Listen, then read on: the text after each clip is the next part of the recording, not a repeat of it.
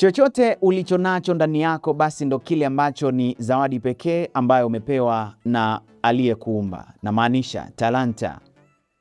Moja kati ya kitu ambacho wengi walikuwa hawakifahamu ni kuhusiana na mpiga picha pekee aliyeaminiwa kwenye harusi ya Ronaldo na Georgina. Je, alizaliwa wapi?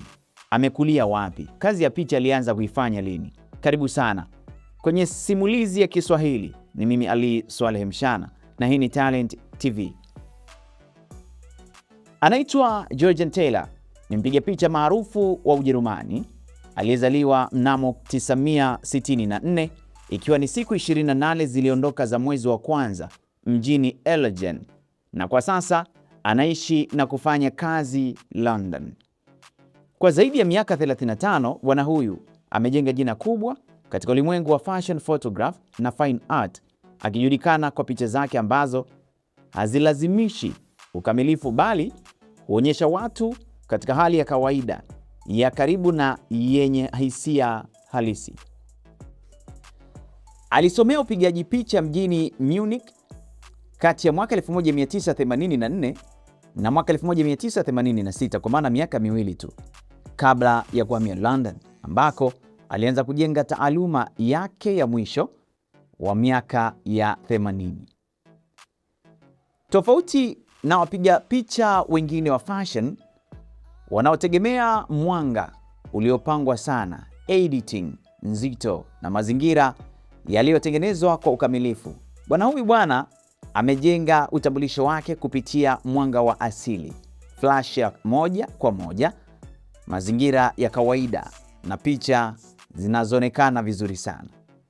Na hiyo ndio sababu uchaguzi wake kwa harusi ya Cristiano Ronaldo na Georgina Rodriguez ulikuwa wa kipekee, na ndiye mpiga picha aliyepewa jukumu la kuandika kumbukumbu ya siku hiyo kwa Vogue.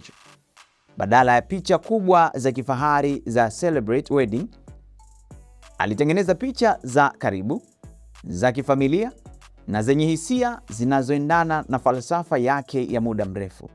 Kwa hiyo Georgian Taylor hakuwa tu mtu aliyeshika kamera katika harusi ya Ronaldo na Georgina. Walichagua mmoja wa wapiga picha muhimu zaidi katika fashion photograph ya kisasa, mtu ambaye ujuzi wake ni kumfanya mtu maarufu aonekane kama binadamu wa kawaida katika wakati ambao wengi walitamani maonyesho makubwa. Je, wewe kama ni photograph umejifunza nini? Unajua kuna kitu kinaitwa asili Kwa hiyo mwanga wa asili ni zaidi ya vile vitu ambavyo ni artificial. Kwa hiyo kuna vitu ambavyo ni natural, afu kuna vitu ambavyo ni artificial. Vitu vya kutengeneza natural ni vitu ambavyo vinakuwa ni vitu vimetengenezwa ulimwengu wenyewe. Kwa hiyo mwanga ni kitu asili, lakini mwanga wa kutengeneza wa speed lights zile ni vitu ambavyo ni artificial, man made. Asante, ni kusimulia kidogo tu tumfahamu mwamba anaitwa Georgian Taylor, piga picha ambaye aliaminiwa zaidi kwenye ile harusi ama kwenye ile ndoa ya bwana Cristiano Ronaldo na bibie Georgina Rodriguez. Asante, ni mimi simulizi wako Ali Swaleh Mshana kwa lugha ya Kiswahili. Toa komenti yako, je, imekaaje hii? Chao.